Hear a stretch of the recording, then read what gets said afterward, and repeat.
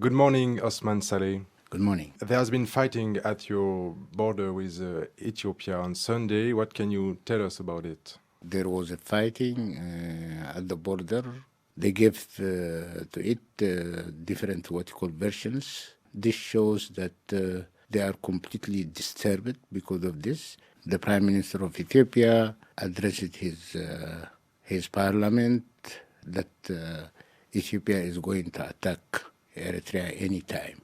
Some also said that young Eritreans attempted to leave the country and soldiers who were at the border shot them, and an Eritrean rebel group in Ethiopia responded. Do you confirm this version? That's why I said they give it several what you call versions to the situation, but they are the ones who attacked it, and they can give so many lame reasons. This is not acceptable by us.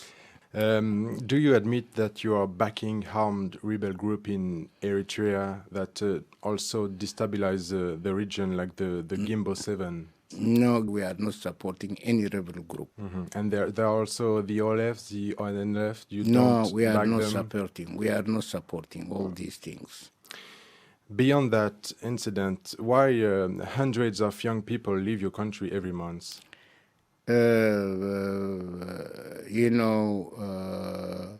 This is, first of all, it is highly politicized and polarized.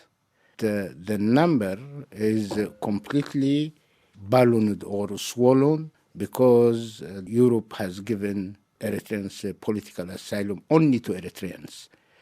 So many Ethiopians, Somalis, and others, they left their countries by saying that we are Eritreans. Some of them are living because they want to be employed. So there is no job in Eritrea. Yeah, there is a sanction over Eritrea.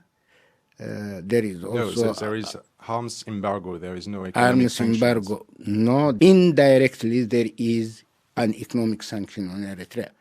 Eritrea is unable to buy spare parts for its machineries for what you call development programs, and this is an economic embargo.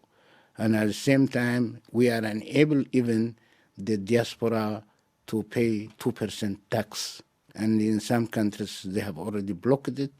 Therefore, there is a direct and indirect economic sanction. A few days ago, the UN Commission of Inquiry on Human Rights said the government of Eritrea is guilty of committing crimes against humanity to his population. Do you think there might be a link between this conclusion and the fact that so many people leave your country? They say that there is an indefinite national service, but national service is not indefinite. So many young Eritreans were demobilized, over 100,000. And those who are demobilized are the ones who are living.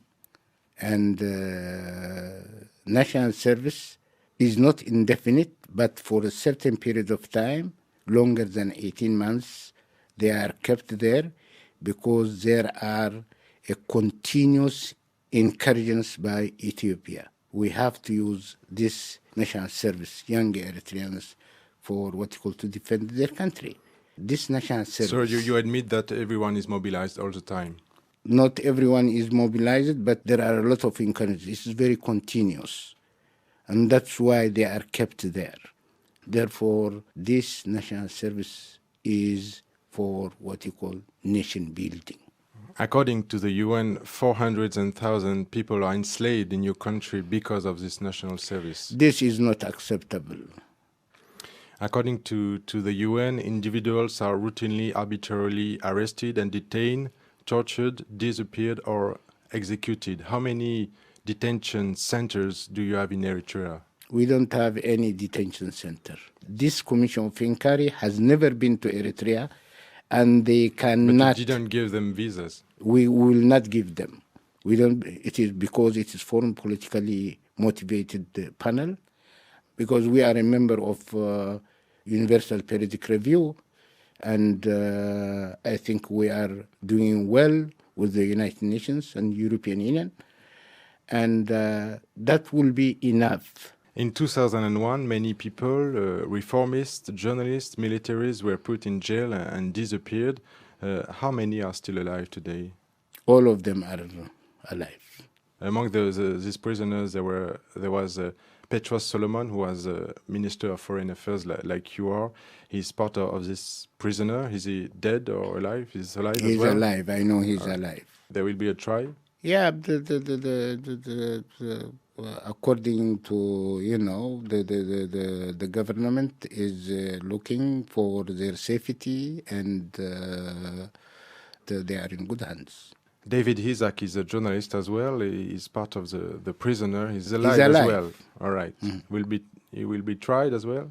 Of He's course, in good that hands? he will take his time, and any time when the government decides through what you call through justice, I think he will be relieved.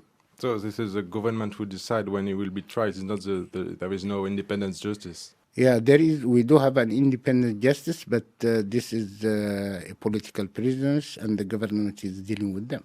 Osman Saleh, 25 years after independence of Eritrea, you are accused of committing crimes against humanity.